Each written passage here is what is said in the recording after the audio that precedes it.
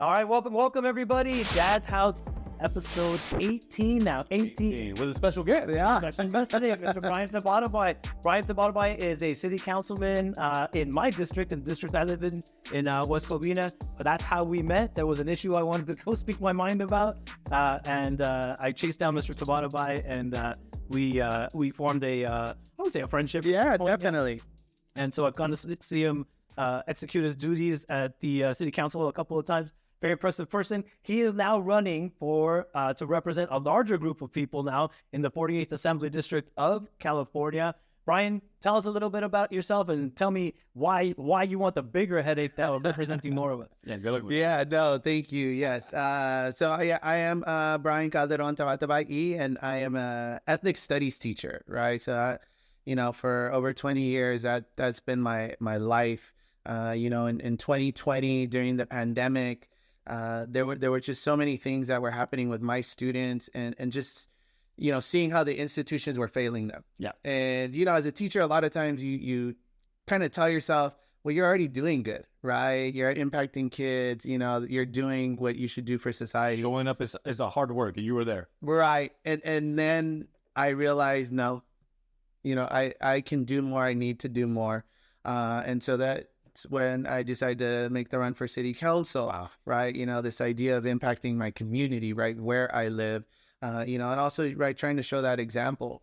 Thanks to a group of high school kids, Change West Covina, who really got behind my campaign. Nice.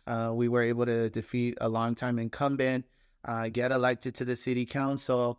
And so then you start doing that work, right? And again, because my passion is education, you start seeing other things going on in the state, right? And as an ethnic studies teacher, we fought for 20 years, to have this be part of our curriculum, right? The moment I became a teacher was the moment I started to fight to have ethnic studies, really to have our stories, right? If anyone doesn't know what ethnic studies is, it's really just the stories of all of us in the community, right? Because so often we're left out. Right. And so I was watching as this thing that I fought so long to have be part of California curriculum, it's being attacked, right? And so, when you ask yourself, well, what more can you do, right? I've always been about attacking this issue of homelessness, attacking this issue of affordability, right? But I'm also about education. And, as a city council member, I don't have a say in that. But as a state legislator, yeah, I do. Yeah, your voice is a lot bigger. Now, talking about the homeless issue in West Covina, again, I live on this side of Covina, so I'm on the other side of the freeway. Right. Is it big for those that don't live in Covina? I know Ernesto does. I live in West Covina. Right. And so is it a big issue? Is it a growing issue? I mean, fill us in for those that don't live in the city. Yeah, it's a growing issue. It's a growing issue in the entire state. And I think especially when you live in, suburbia, right? I think when you live in urban centers, so for a long time I lived in LA, right? And the center of, Southern California, where, seeing homelessness, homelessness in Los Angeles has been there for 150 years. Yeah. Right. But when you started seeing it in the suburbs, right? When you started seeing it in places in your backyard, at your park, exactly, at the Little League field. So the underpass that you get on the freeway every day. Yeah. And that, I think the last few years has really been something that people, never expected, right? And so as it's continued to grow and as it's continued to spread, it really is, top of mind. Whenever you talk to anyone, and you ask, okay, what is your major issues, right? How do we solve this homeless issue is always top of mind, right? No, I don't think there's a person in the state of California that wouldn't say homelessness is not an issue. No, I agree with you. I went for a walk 2-3 days ago, and just on Grand Avenue. So Grand Avenue, the 10 freeway, I went around, it's like a retirement apartments there that were built a few years back, maybe 10 years ago. And there was I didn't look, but I'm pretty sure it was a naked gentleman, individual, sleeping. And I did look to make sure his belly was moving. Yeah. Because I wasn't sure if he was there. Right. And again, this was 6:30 in the morning, and I was like, "What in the world is going on?" Well, how long has he been there? Yeah. Luckily, it wasn't an hour earlier where it would have been dark, and I would have stepped on him had I been running. It was he was on the sidewalk. Right. So I know what you mean now. Yeah, it's not until like Brian said, in LA, which I grew up in LA. Yeah. In LA, that's just part of life. Yeah. Although it's an exaggerated part of life nowadays. Yeah. But it's just part of life. You always knew the homeless are going to be in this part of town, or that one guy that is on your block, et cetera, et cetera. But I have to say, in West Covina, I honestly never expected to see it on the level that it is at the moment. And so I guess let me ask you, as an aspiring higher level politician now, is politician a dirty word to you? No. Okay. No. I mean, it's where we're at. An aspiring higher level politician now.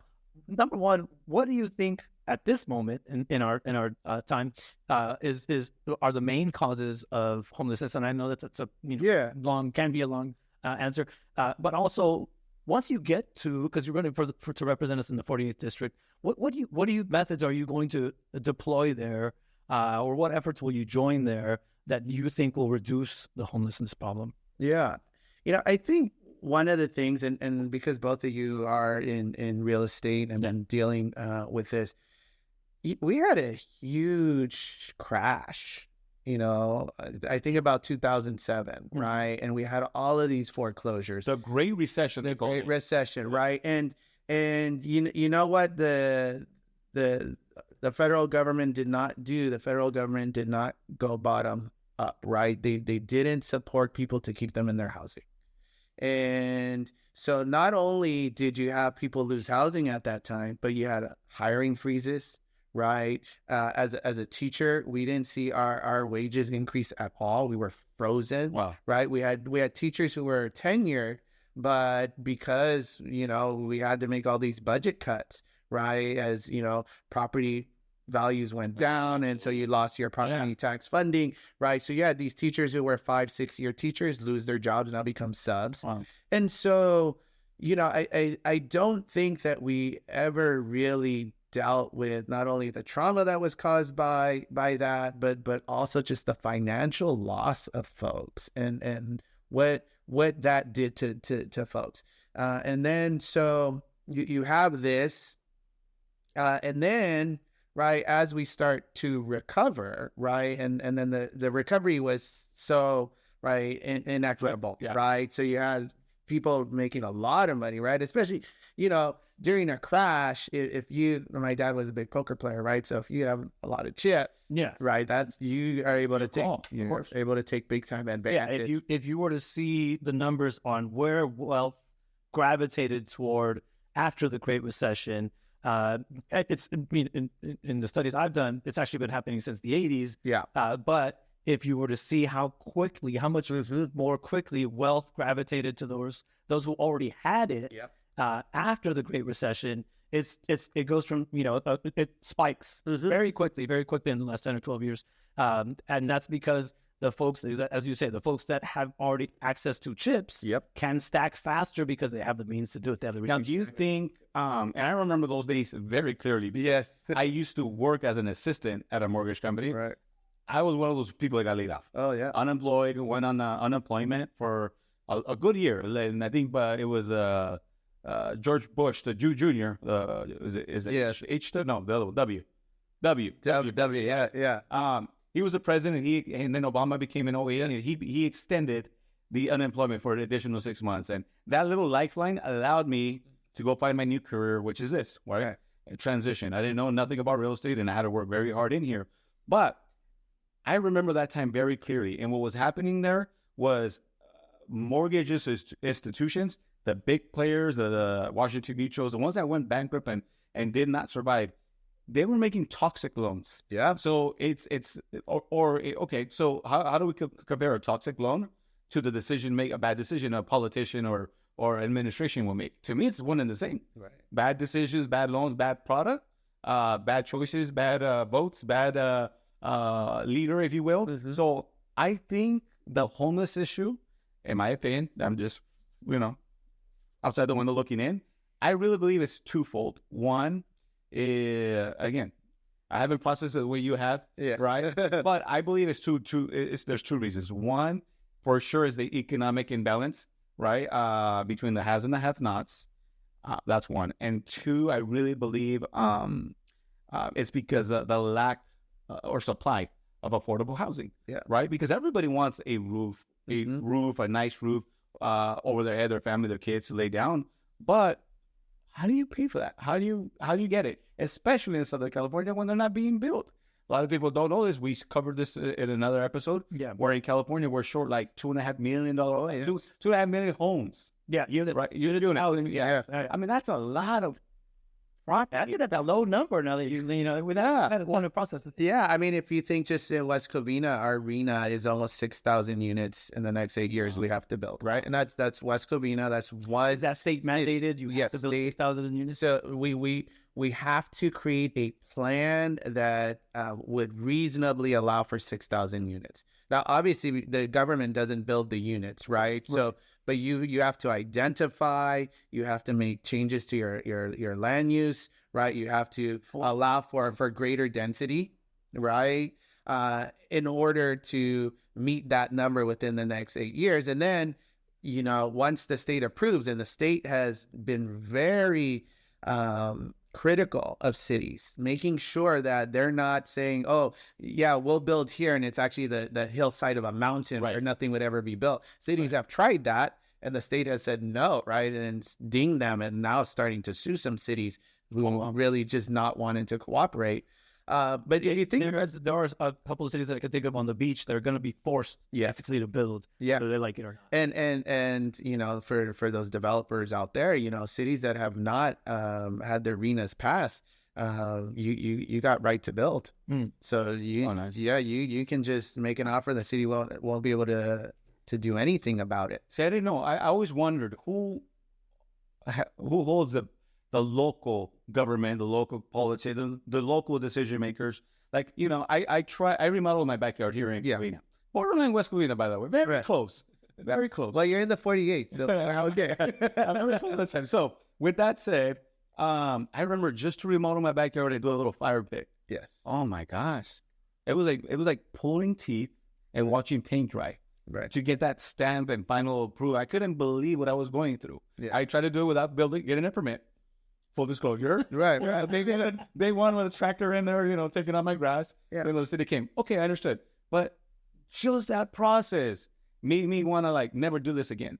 Yeah. Ever. No, and I think I understand that. And I think from being in the other side, right? Yeah. So sitting on the dais, a lot of these ordinances we have or what people call red tape, well, that came from the community wanting it that way, right? Community not wanting, you know, 2-story homes. Community not wanting their neighbors to have certain features in the house, right? And so again, right now they put pressure on their council member, right? Because I'm going to elect you, right? And this is something we don't want. And so that gets written in an ordinance, right? And that ordinance might have gotten written in the 1980s, and who knows what the politics were going on, but that was an issue. And we said, oh, we don't want fire pits, you know, in our community, and we're going to make it this difficult. And then, you know, here we are in 2023, and no one's ever really gone back to look at these different ordinances until someone builds and it's like, why is this so difficult? Yeah. Right. And then what you would hope, right, is then those residents or resident like you would say, look, this was my experience. This makes no sense that we are making it this difficult for someone to just build a fire pit. Why do we have the ordinance like this? And that's where you would hope a good, in our cities, would be a good city manager, right? Because we're really, you know, we're part-time council people. So you really rely on city manager and staff to go through and say, you know what? Yeah, we have some problem ordinances. We working with our building and engineering. Let's clean this up. Let's understand what's going on. So when I was a private resident, I wanted to build an ADU for my mom. Right. And I went to council meeting after council meeting saying, you guys are asking me for a 25-foot setback? Right. Makes sense. No, it doesn't make any sense, right? I bought this home with this lovely backyard because I was like, I'm gonna build my mom a house. She's in her 70s. I want her to be here with us, helping, have my son with his abuelita, right? That's fantastic. And then I'm like 25-foot setback, and so I went and I spoke, and I told the council at that time, I'm like, do you see what the state is doing? The state is going to force you guys to change this ordinance. Mm-hmm. Get ahead of it. You write a better ordinance, have the state copy you, right? Make it so it works for West Covina, and then the state will be like, wow, you know what West Covina did? That's what we'll do for the state. Nice. But did they listen? No, They did the opposite. They did the opposite, and now the state has forced it, right? And now the state has it as a 3-foot setback. Now the state says you can split the lot and you can build 4 units on there, right?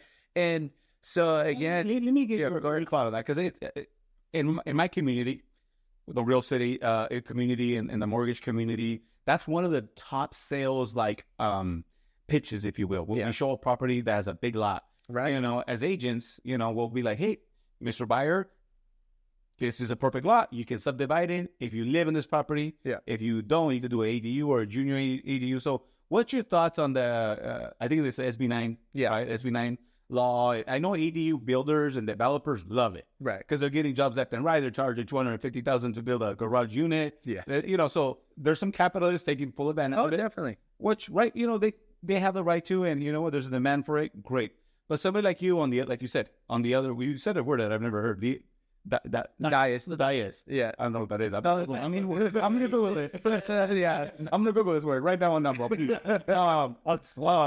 What's your take on what's happening across Los Angeles County and across California? Is that a good thing? Yeah. I think one of the things, like before we started the podcast, we talked about, being creative. Yeah. And I think SB9 is just, a legislator thinking outside the box, saying, okay, these cities have not really been, allowing for building in their communities, right? So, you know what? Maybe we got to take it out of City Hall.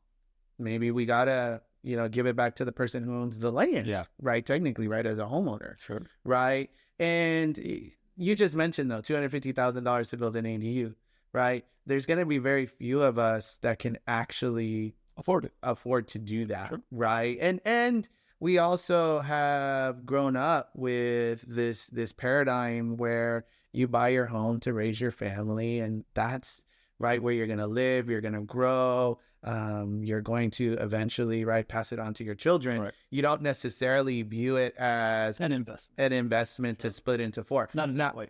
No.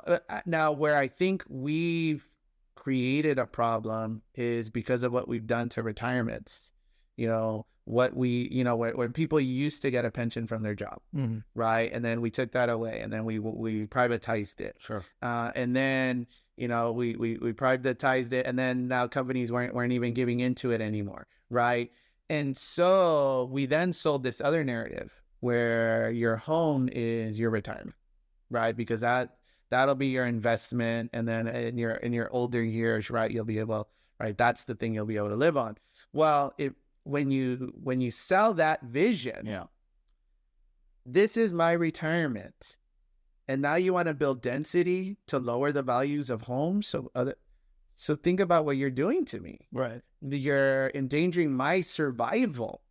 And so when people, we call them NIMBYs, right, not in my backyard, well, it's actually rational to be a NIMBY, right? Because if this is my retirement, if I'm going to have to live off of this because I have no more pension, right? Because the way the market works, it doesn't necessarily work for most of us, right? It works for quite a few people, but especially if you went through the Great Recession and people just had their pensions wiped out, that home is the only thing that major asset. Yeah. And so when they're saying, well, we need to build affordable housing. Right. Oh man, affordable housing. Sexy word. Yeah. But hey, you're going to keep those home values low? Well, what's that going to do to my home value? Now, right. Yep. Now that's the impression. Yep. Does it actually do that? Well, I think we have a lot of data that actually says no, right? Your home values are better off instead of having an empty lot, having this beautiful affordable housing development and having less homeless folks.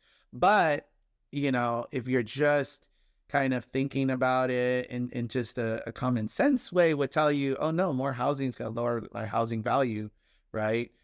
So why am I going to allow that? Right. And I would, in two different ways, I would tend to both agree that yes, my housing value, but that's down the road. Right. The level of density it would take for housing values to start to come down, we're talking about a long time down the road. I totally agree. We have 3 homeowners here, right? We're all homeowners? Yes. Okay. Would you build, because to do the SB9 split lot, 4 units, you actually have to live in the house. So you're not an investor. Right. You're living there and maybe you're an investor of these, but you're subdividing your lot to do that. Would you do it to your home, yes or no? Just the same purpose that Ryan just said, yes, because my parents are approaching their 80s. No, They're going to need it's different. I'm talking about taking full advantage of the SB9, which is 2 additional units, so 4 total. No, to your home. build the one, not just. Yeah. I would say stick to the 1 unit. What about you, Brian? What would you say?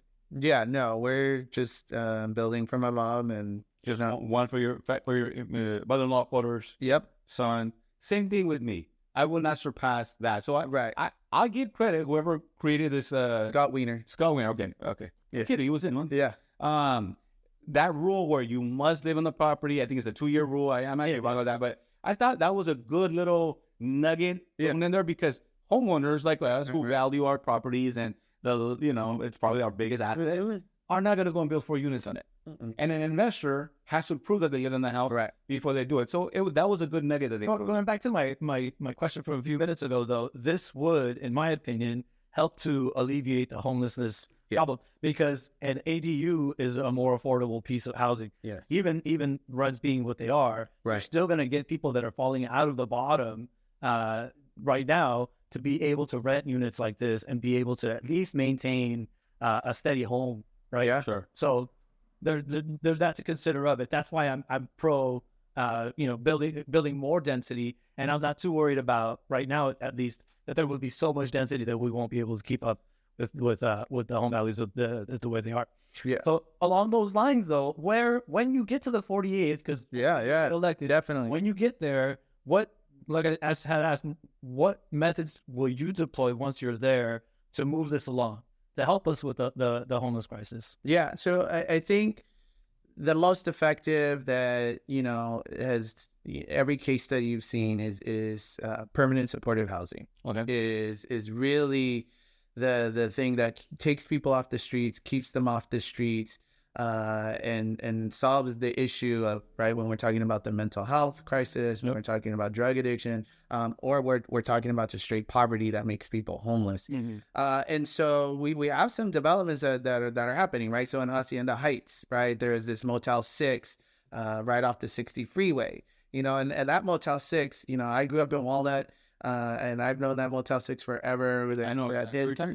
And that Motel 6 has always been known for, shady stuff happened there. I believe there was a sheriff was murdered there. There was prostitution. And yet the community kind of just a blind eye to it.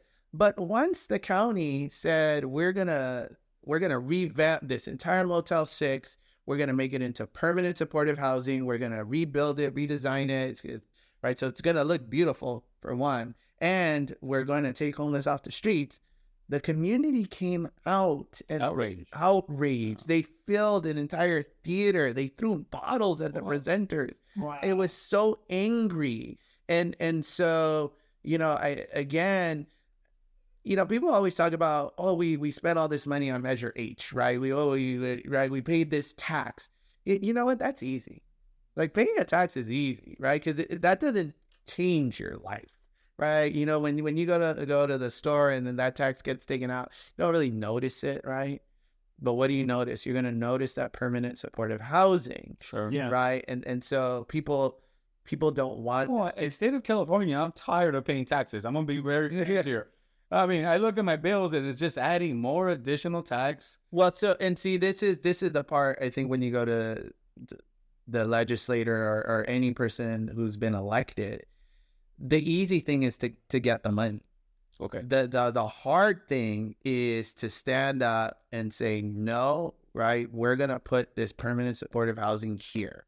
And I know I'm going to get all this heat and I know that You're ready for the heat in West Covina. exactly. Well, yeah, I've been ready for it. I mean, if you've seen some of the votes I've taken, I'll just say Brian's not a person that's afraid of heat. Yeah. That's not, I like that. yeah. So, but it takes that, right? And it takes people to really push it and say, no, we're gonna do this because this is effective. This is what works. And you passed this tax because you said you wanted this solved. So let us solve it and go perform it. And I think sometimes we want the solution to come. We want it to come in 24 hours, and we want it to be pretty. And there's nothing about homelessness that's pretty. No. And it's gonna take long, and it's gonna look like there's not a silver bullet. It's gonna take all types of different solutions. Have you already identified areas or cities? Not cities. I'm sorry. Areas or hotels or locations where you say, you know what, we can develop something here, or we could change this structure into. Oh yeah. You know, one of the things that I always look at, which to me is really just a natural disaster, is you see these parking lots, right? Just all this asphalt where there's nothing on there, right? Where we house cars, right? But I'm thinking about the old Kmart. Now it's a Florida decor, but it's a huge wraparound parking lot. Yeah. Oh my goodness! By the way, I love Florida decor. You better not touch it. No, but right. But I look at that lot, and every time I drive by, and then my wife gets tired because I always you have a comment. I always say it. I'm like, oh my God, right? What a waste. Yeah. What a waste. And you think so, you know, I think one of the big things I've always advocated for is to get rid of things like parking minimums. Okay. I think it's ridiculous when you have a housing crisis that you're saying, well, we need to set aside land for cars,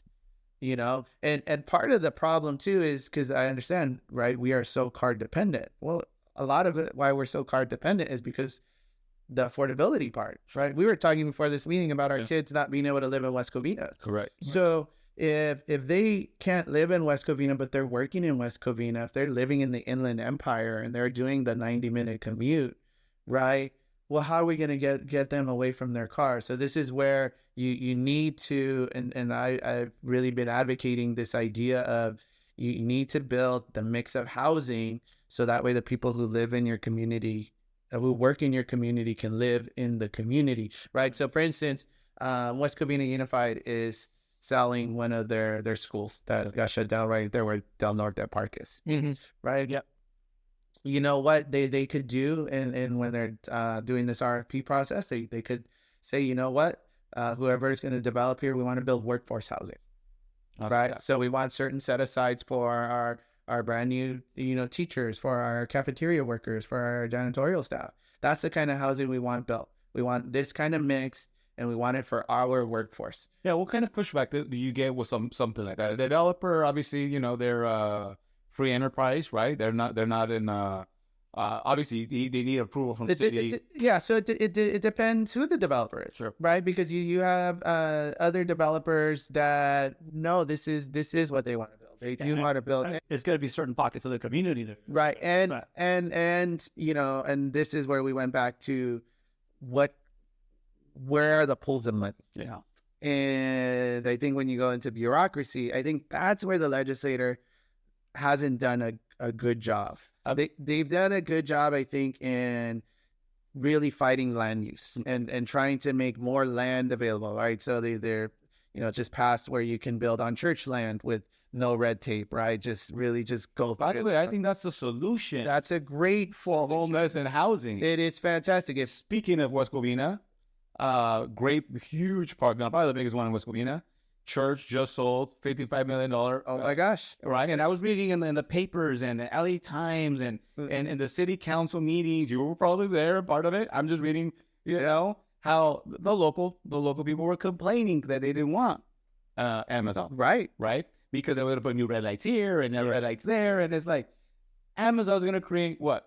Jobs, good jobs, I think. I don't know. I'm not. That was the question. Right. The question in West Covina was, are the jobs that are going to be coming the kind of jobs that we want attracting in West Covina? That was the core. And so just I think you set that one up for me. And I was the vote against the Amazon. Okay. And the reason I voted against it is, for one, most of those jobs weren't even going to be Amazon jobs, right? Because Amazon subcontracts, right, all of the drivers, right? And so those were not going to be Amazon jobs, right? They was going to appear to be Amazon, right? Yeah. And then you also thought about what was going to be the damage to our infrastructure, right? With all those cars every single day. And then wait, when I was reading those articles, I thought about that because I go to the deal and Saturday, I own a property across the street, right, from the church, right across the street directly, and I thought about all this, right? But I'm also thinking about 20 years from now. I don't know what that parking lot is going to be in 20 years. Hopefully, it's housing, right? So this is what I was pushing, right? I was pushing for that to be housing, right? You know, and again, you for one, you have a school that's across the street, and you know, so I'm a teacher. I teach at El Monte High School. Nice. You know, when I started there, we had enrollment of about 2,200 students. This year, we're at 1,400. Wow. You know, and why is that? Well, again, when we're talking about young families can't afford to live in El Monte. Correct. Right. And so who's living in El Monte? This is older, right? All these communities, West Covina, right? We're getting old, right? We're aging out. But those young families that used to come in, right? Where you had this cycle of people, you know, well, they can't live here anymore, right? So where are they moving? They're moving to the Inland Empire, right? They're moving east. I mean, you know, maybe they're even moving out of state, you know, or they're... Speaking of your El Monte community, I got a call. I'm sure you heard of it in the news. Mobile home park, somewhere in El Monte, where it was sold. Yeah, new developer bought the whole mobile home park and gave 60-day notices to all the mobile home owners there. Your rent's going to go up. Your space rent is going to go up to like $1,800-$1,900. God forbid they still paying on the mobile home itself, right? Add another $500, $700, $800. Yeah. I mean, that's more than a typical apartment out here. Right. That's nuts. So, I mean, Channel 9 News was, you know, they were going crazy during that time. So, a lot of them were trying to sell, and who knows if they were going to sell those mobile homes at El Monte. That sucks, man. Yeah. Right.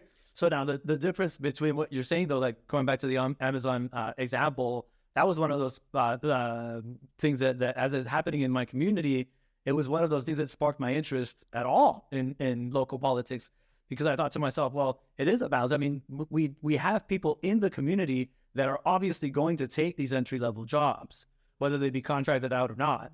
That we have people in the community that they're going to take these entry-level jobs.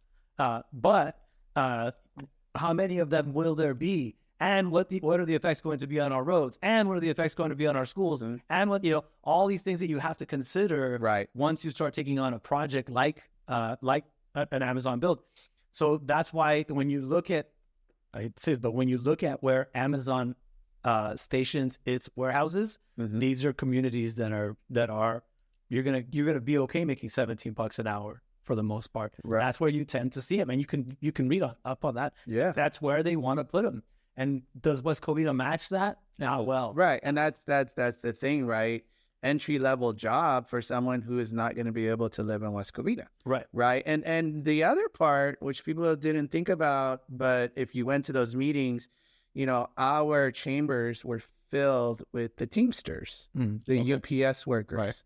Right. That's right. Because here's that other piece, right? Those Amazon entry-level jobs and those independent drivers, well, whose jobs do they now threaten? They threaten those good union jobs, right? And those good union jobs that allowed people to have make a living wage and to be able to buy and live in West Covina. So then, as a city council member, you know, why would you bring this in to your community that is okay? So you say, well, it's going to bring in these jobs, but it's going to hurt the residents. Effect. Yeah. And so, you know, how do you weigh that? And again, you also ask yourself, is there another option, right? Is there a demand for land? Well, yeah, there is. No, of course. Right. You know, someone who'd want to develop on that land and build housing, and you create the right amount of density for them to really make it, you know, work out. I mean, and then if you're really pro-business, well, what do businesses need? They need consumers, right? Well, how do you create more consumers in your city? Yeah. Young families. How do you bring more young families? More affordable housing, right? And so now your mall, those little restaurants on Glendora, we're about to do like a food market, also, right? Well, with those people, those need people that go out to eat and enjoy, right, the nighttime life. That's not your elderly population on fixed income. I agree. While we're on this topic of income, we have, going back, right? We have this income, median income in West Covina, $88,000. As of 2021, probably closer to $90-something thousand now. There has been an increase in incomes all around. And you have the median home price of $780,000 in West Covina. Those don't add up, Ernesto. You cannot. You almost need to double that. Double the median income, not quite double, $130,000, $140,000 might get you there with a 5 or 10% down payment. But how do you bridge that gap? How do you make it so that I don't, because I look at it and I see almost everybody that comes to me for pre-approval, almost every single one, they all would in fact stay in West Covina if they could, but are unable to because even the condos are outpriced for them. Even now, it used to be, the story was, okay, you can't really afford West Covina yet. Guess what? Buy in Pomona. And then when you get some value growth, maybe you come back to West Covina and buy, your income will come up and et cetera, et cetera. You come back to West Covina. Those people never came back. And in fact, those people, not those people, but the people that did that are now moving further and further and further east. And I don't even know how far east you can send them anymore because even Hemet is having 500,000, 600,000. Absolutely, they're getting expensive, right? So even all the way out there, you're still seeing 500, 600. How do you keep people where they want to stay? I'm obviously I'm thinking about, again, your son, your kids, my son, my daughters. I would love for them, if they wanted to be able to buy in West Covina if they wanted to. I don't see it happening for them until, I don't know, late 30s, 40s, maybe, depending on how their careers go. Now, let's be real. Can a local, I don't want to say politician, but can a local government put a plan that would solve that? I don't think so. That's supply and demand. I'm not talking to local government. I'm talking to state government right now. That'd be solved by state. I don't know if they can. I mean, it's supply and demand. So I think it's supply, it's demand, but it's also wages. Wages. How do we increase them? And it's things like benefits, right? So some of this is eliminating some of the cost in people's lives. Like we were talking about debt people hold, right? Well, how do we remove things like college debt? Yeah. Right. So, people are talking about homelessness and they're saying, well, in order to deal with homelessness, we need to deal with the mental health aspect. Well, great. And let's say we even built a bunch of mental health facilities. We don't have the mental health labor. The professionals to be able to exactly right. So what do you do about that? Well, as a state, maybe that's where, hey, you know what? If you go into the mental health profession, we cover your college cost, right? Let's get rid of that debt, right? And then that's a good paying job. You've gotten rid of that debt, and let's say along with that, let's build some of that workforce housing, right? Let's make accessible, right, monies to you in these professions to then purchase these homes, right? A lot of what government does, right? So government, we get these pools of money, and I think too often the money doesn't actually get into the hands of the people who are going to use it properly. Right? So they're going to use it. I don't know how they use it properly. Yeah. But so even something like a lot of cities, right? They'll create these programs where rental assistance, right? Where because you don't want someone to go homeless because that's way more expensive for the city. So how can we get them their money to be able to pay their rent for a few months, depending on what's going on? Well, I don't think the city is the right venue to be the one to give the money. You know who should do that? I think that money should be in the school districts, because the counselors are the ones who know way before that kids are in danger of losing their shelter. It's funny you say that, because I circled here education and teacher. I think the answer is education and teachers teaching adding different curriculum at the high school level. It's starting freshman year, right? I have 3 high schoolers right now at Charter Oak High School, right? And I try my best to teach assets, liabilities. I try to teach them about credit score, Right. and the real world problems. What they're going to require, when they try to, fill out their packet for the college. What do you call it? Yeah, we talked about this in the past, where our kids are going to have to be tighter than we were on their finances, on their credit. They're going to have to be tighter in their career decisions than we were, where we might have had, some years to be total, waste of space and have a great time and then bounce back and jump into some kind of job that gets us to be able to become homeowners and all that stuff. That's not the road for our kids. So that's why it's got to start early in the high schools and stuff. Agreed. But here, what we're talking about here, as you could be the best of instructors along the lines of assets and liabilities, credit, knowing all that stuff, and still the kids are going to have a tougher time getting to where you are or where I am. Oh, I agree. I probably maybe 95% of the kids are not even going to pay attention in that class, right? But that 5% that do are the ones that are not going to have to struggle with housing. But then a 5% doesn't solve the issue. Yeah, I mean, we're talking about the wider issue. Yeah, and I think I go back to the Tupac line, right? Trying to make $1 out of 15 cents. I love Tupac. And so, because I taught economics, and when I did teach economics, I taught personal finance, and then all of that. And again, when you don't have the money though. Like, it doesn't matter, right? Yeah. I can know, hey, you know what, I'm going to be really tight, right? I'm going to make sure that I don't, get into credit issues, right? But if I don't make enough money and the rent is what the rent is, and the car is what the car is, and the gas is what, right? It doesn't matter, right? So it's not like, people like to say, oh, well, don't buy the Starbucks, sure, right? Sure. Don't buy the new Nikes. Okay. But I still, I'm still not making it. And then it's up at a point, like, I'm not making it. Well, you know what? A Starbucks once a week. I feel like I go through him all the time. It's off camera, Yeah, no, but so I think I also go to that, right? I think there are things that, and if you're talking about what government can do, right? What are some of those liabilities that people have that maybe we shouldn't have, right? And I think this is where, when you talk about healthcare costs, right? I think about, because I'm in a union, right? I'm a member of CTA. When we go into negotiations, right? The first thing they try to cut us on is our health benefits, always, right? Yeah. Always. Yeah. That's the first thing, right? Well, now if that's off the table because we have universal coverage, well, now when we go into negotiations, now we're actually going to be talking about salary. We're going to talk about those types of things, right? And so I think, again, you remove some of those liabilities that, as a society, we can make that decision, right? We can decide, hey, you know what?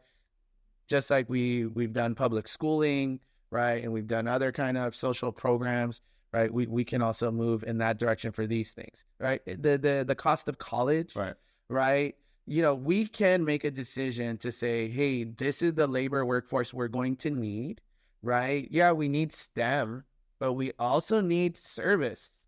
And there's certain services that take a high level of education. And that's when I go back to, like, these mental health workers. We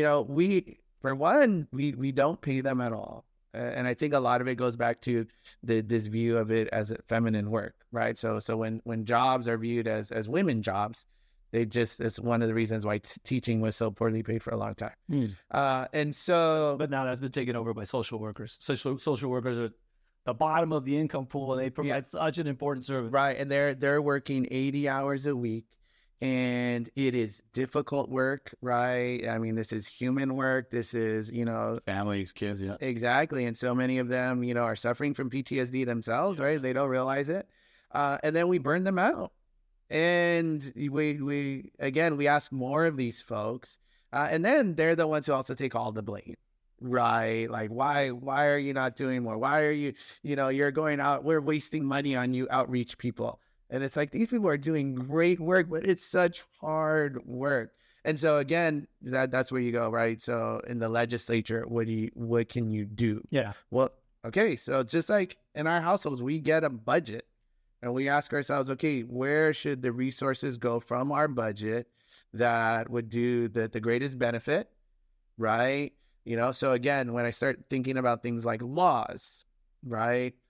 You know, what laws at the end of the day would be able to keep us from a greater cost, right? So again, rental assistance, right? Keep you from losing your apartment is much cheaper than allowing you to get evicted and be homeless. Because then you start taking on all kinds of other services that we're going to have to pay for out of pocket, Exactly. out of our pocket. So I'm a landlord, Yes. right?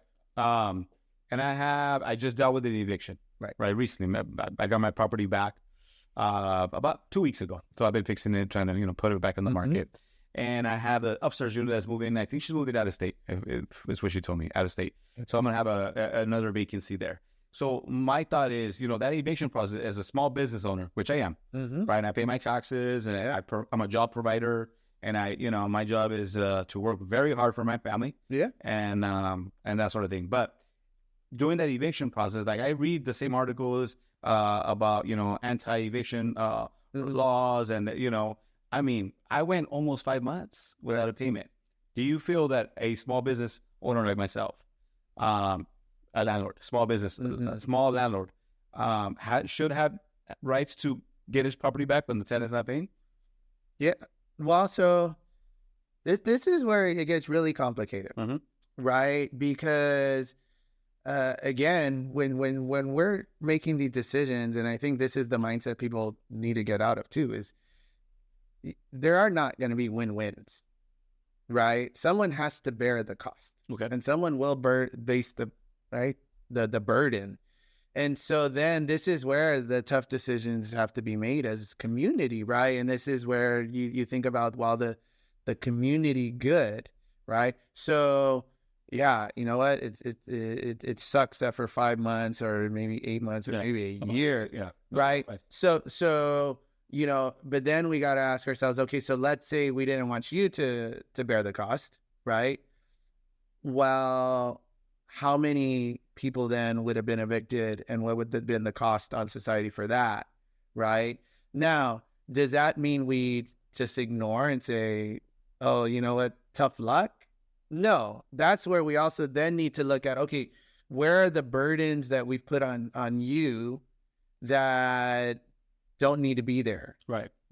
How can we create a situation to remove some of the burdens off of you, and maybe put the burdens on the folks that, And I think if you ask most apartment owners or small landlords like myself, the minute I got my property, within an hour, I was there to do the change locks. Within 90 minutes, my contractor was there, and we started demo right away.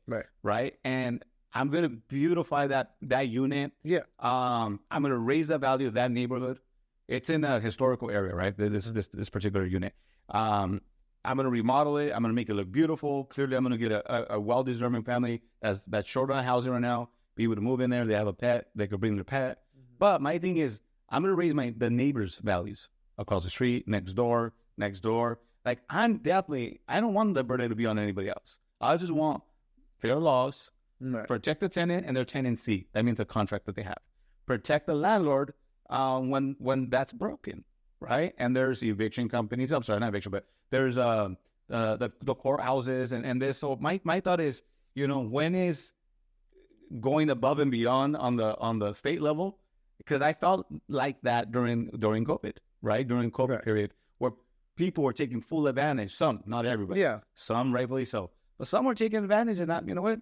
I have friends that for 18, 19 months right now, it's almost 2 years, they have not received a single penny. Like, how is the state against them when they're not able to get the property? And so I think, again, here comes the issue. And this is where, I think people like you, and whenever we get in the police discussion, right? And I can imagine. I'll bring it to like this. We're not going to go over police. No, but everyone always says, well, it's just a few bad apples, right? So like, it's just a few bad landowners, right? Or And there's patterns out there. right.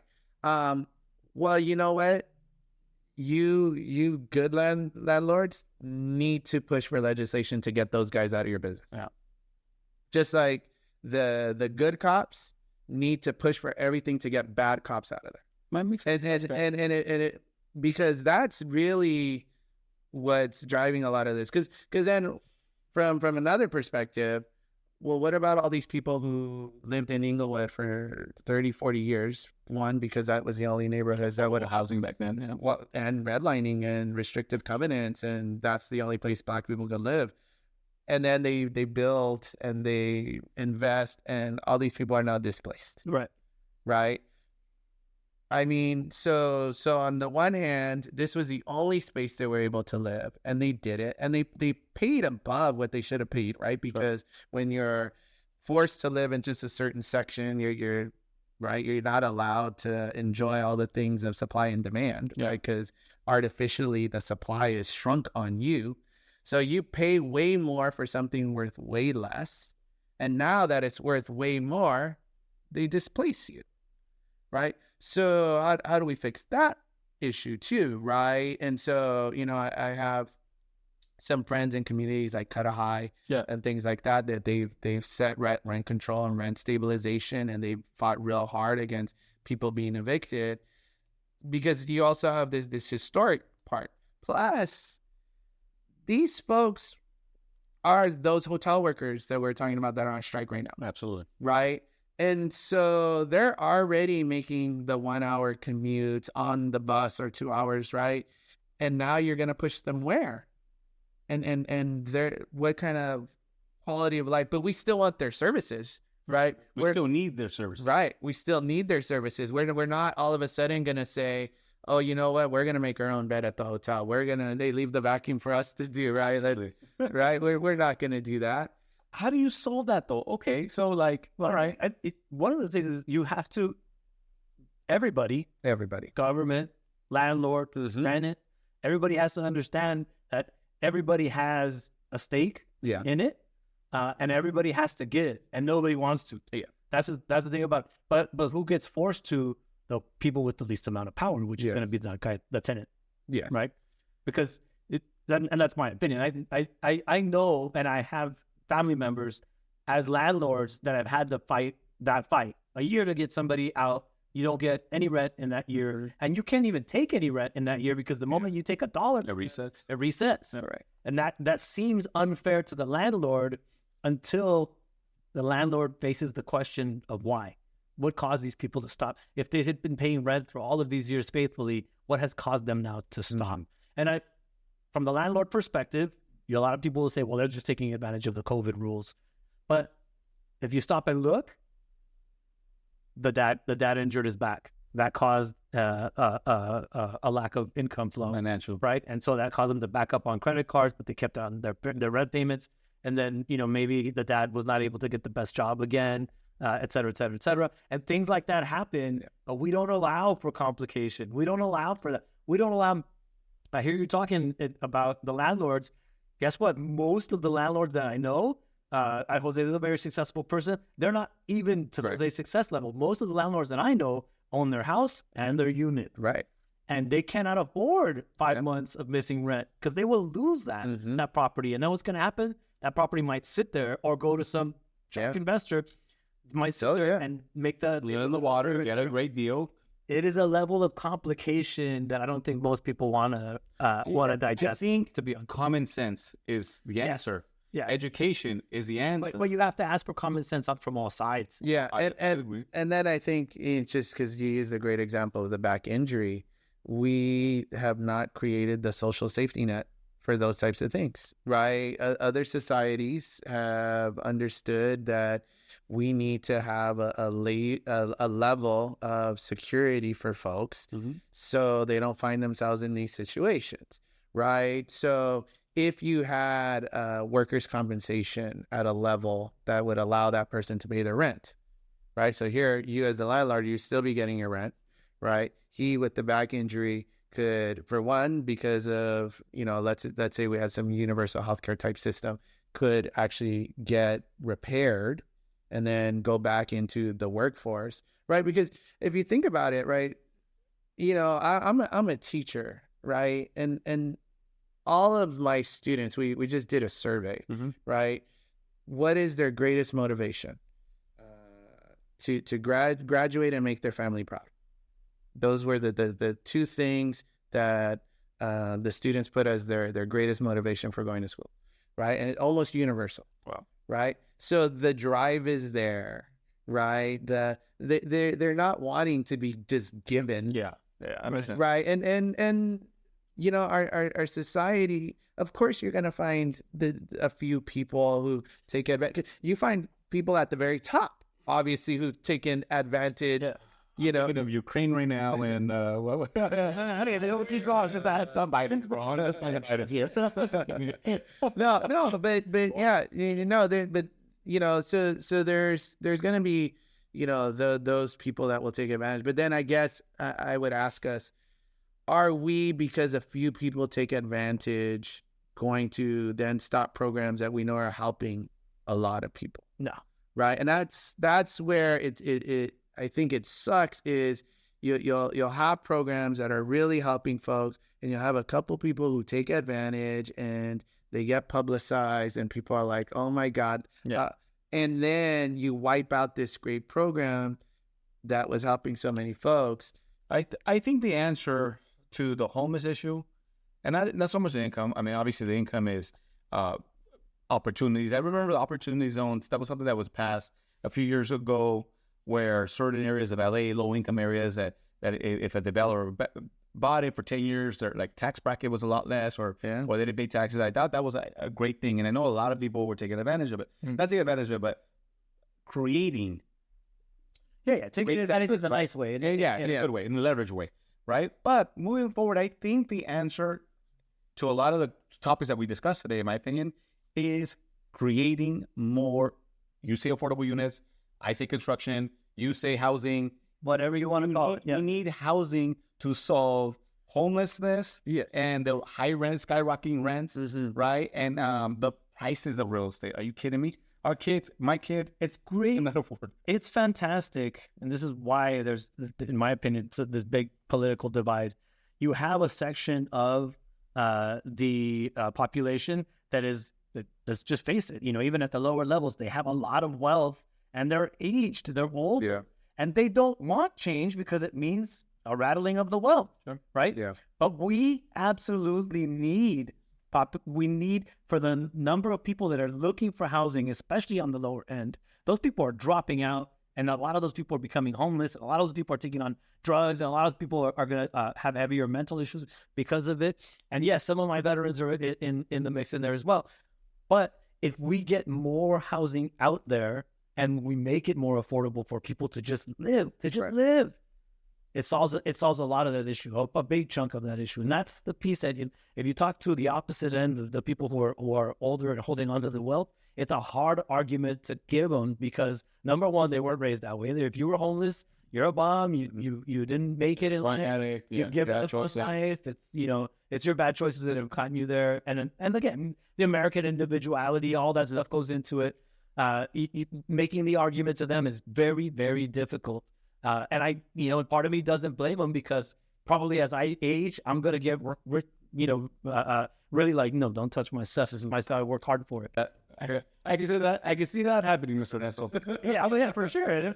I can see it happening to you right now. You have to go. Well, I'm arguing against this. I'm arguing against you guys. But the truth is, you can't have $800,000 homes selling where people are only making $90,000. Yeah. The math does not work. Yet you're forcing people to do things that other generations did. And I really believe it goes back to the choices of government to a certain degree. And I'm not even talking local. I'm talking, on the grand scale of California. I mean, we are short housing. We are short great options. We are short. Why do we lose these great corporations to Texas? Why do we lose some of these companies from California or Silicon Valley, right, to Seattle and to Austin and to Dallas? Why? Because some politicians thought, hey, just tax the rich guy, tax the big corporations that's creating 5,000 jobs in the city, It's silly. It's silly choices that what to say the roosters that come the what's it say? But I don't buy that, because the reality is that didn't solve your housing issue, right? So right, and has a lot of jobs. Right. So, but I don't think that we're having an employment issue. No, we're not. California is not net. Right. And so we're having a wage issue, and like you said, right, there isn't enough housing, and there we do need to build way more. But even like when you brought up the opportunity zones, well, what happened in those communities, right? Those people that lived in those communities for so long got displaced, right? And you got gentrification. So. And I think it's like you gotta pick. You do that. If you stop at those people got displaced, okay, right. That's always where the conversation stops. What the hell happened to those people? Right. Where did they get displaced to? Exactly. They had to go find housing that now matches their income level, right, which is going to be lower grade than what they left. Yeah, that's the problem. And then that has a domino effect all the way to a homeless person on the street. That's the connection that people don't make. Yeah. And then if we talk about something like climate, right? So now I got displaced, and now maybe again I moved to the Inland Empire, but my job is still in downtown LA, an hour and a half away. And now my drive. And when we talk about what's the biggest contributor to climate here in California is driving. You know, and so yeah, and then you talk about ruining quality of life. Well, it's that hour and a half on the freeway every day. That is not a quality of life thing. We love the conversation with the three of us. I know, we could go for over 3 hours. Quality of life. I want to talk about your quality of life. See, I set that up. I really want more than if you this is called Dad's House. This is the Dad's House podcast, because we always discuss real estate. We've done enough of, I think, in this particular great conversation. Yeah. So thank you for that. I want to know, on the dad side of things, how I'm thinking of you until very recently were the varsity offensive coach at High School. That's nice. You are a full-time teacher. You are a West Covina city councilman, and now you're running to represent the good chunk of the San Gabriel Valley in the 48th district. How do you stay tight with your boy? Because wait, I know you like. Before you answer, yes. All right. Let's say, my vote is up for grabs. Yeah. Oh, let's say, I want to know more. Something personal that's not out there about Brian. Okay, you're a teacher. Yeah. I love the ethnic studies aspect of it. Like, I want to ask you more about that. I should ask you when we get in. Running for a council, definitely, voted against Amazon. Yeah. No, but something. What do you do for fun? What do you do? What's some hobbies that you do? Like me, I paint. He screams at kids. I mean, you gotta go home, like, my son and I have a huge Lego collection. Oh, so we as a kid, I had one Lego set. It was a horse and knight set. I think, as kids, I think you always think about, okay, when I have some money, when I have a career, yes. And so for me, beyond sports, I'm completely into the Dodgers, the Lakers, UCLA football, everything like that. But so me and my son, we build Legos. So what I'm hearing, Ryan, is at heart, you're actually a builder. Yeah. Maybe we do that whole thing. So, some space, some housing. Definitely. You want to know why Jose's arguing for housing? Because he's a realtor. He's going to sell all that stuff. That's what listen, that's the answer. Yeah. I think I agree. It is on some level. Okay. Well, you could ask me, what was the question? No, I think you answered it. That's what you do with your son. You relax and do Legos? Yeah, we do Legos, and then I try to take him to every spot. So when I was coach last year, he was our ball boy. He hated it. He does not like sports. So, he finished off the season. But, my wife is fantastic, right? So you can't do this without a great wife. Yeah. And so, we watch a lot of movies together. We do Friday night, movie night, pizza night. So that's me. I'm an introvert at heart. And then I walk away, I'm gonna go like this, and I'll look at you or look at him. Yeah. You went here for, like, you know, I get home, but movies. I'm a movie guy, movie buff. Best mobster movie ever made. Goodfellas. You might do okay. That's a great. What do you guys say? I was thinking Goodfellas. Casino, Goodfellas. Casino. And I don't kind of put them in the same part. Yeah. who's the real king of pop? The king of pop. There's only one king. No, that's not the claim. We have Elvis. We have. He said Tupac. There's Tupac. There's Tupac is not. You know what? He's a pop rat. I mean, What kind of genre? you can't go wrong with Michael Jackson. I mean, I watched a documentary. I know. But in terms of music, Michael Jackson is the king. But you know what? I go with Prince. I don't even know Prince is there pop. Nah, It's he's just, great. he's a genius. I think he's on his own level. Yeah, he's on his own level. Okay, what do the Dodgers need now to win a World Series in 2023? They need. This is going to kind of two boys if you don't answer. Well, what they need to do first, they need to stay healthy. I think what Bobby Miller did last night was impressive. I like to see what Walker Buehler does when he gets I'm a huge back. fan of Walker. Right. So, you know, if Walker Buehler can come back from the injury and give them, yeah, obviously I don't think he can be starting for them, but he can give them a strong 3 innings, you know, every 3 or 4 games. Then I think they'd have enough pitching. I think offensively, the trades they made, because they struggled against left-handed pitching, Yeah. but Kike and Rosario, I mean, those guys can hit left-handed pitching, and so now you've seen them just kind of night in a row. This is where you're either going to win the Mexican Bowl or lose the Mexican Bowl. Oh, okay. If you're in the 48 district. Best, most famous Mexican boxer, boxing history. The most famous is Chavez. Who's the best? Who is the best? Oh my goodness. This is If you go by the title, the answer's easy. why you gotta do this to me. Somebody asked me the question, and we became best friends when I answered it right? We agree. The legend, Chavez, I believe the best Mexican fighter ever is Canelo. And he's got a See, I knew he was gonna say that. I knew he was never say Canelo. I don't think it's Canelo at all. In fact, if anything, it is Chavez still. To me, in my head. He's gone up and he started at 47. He's fighting. He fought at 75. That's 5 right weight class. The fights that matter to me, he was there for. The 2 fights that matter to me, Yeah. would prove him the best of all time. He wasn't there. Even when he fought Mayweather, And when he was a student, like a pro guy, he was that whole time he chose to do it. That was the time. that's when he made him an offer, and like a champ, he took it. Yeah. And he lost. He like a champ. I'm not taking it away from him, but that's the moment he chose to do it. He didn't come through. He'll never be definitively the best. Yeah. I mean, I would say I think Canelo is better than Chavez. So I'll give you that. Now, I mean, I'd have to go back and really study to give you the best. Aspiring assemblyman. I have to say it to you like this: when Canelo gets to 90 fights, make that argument. That Chavez is argument. Oh my goodness! Yeah, but he was pulling guys out the taxi, right? I was going to say in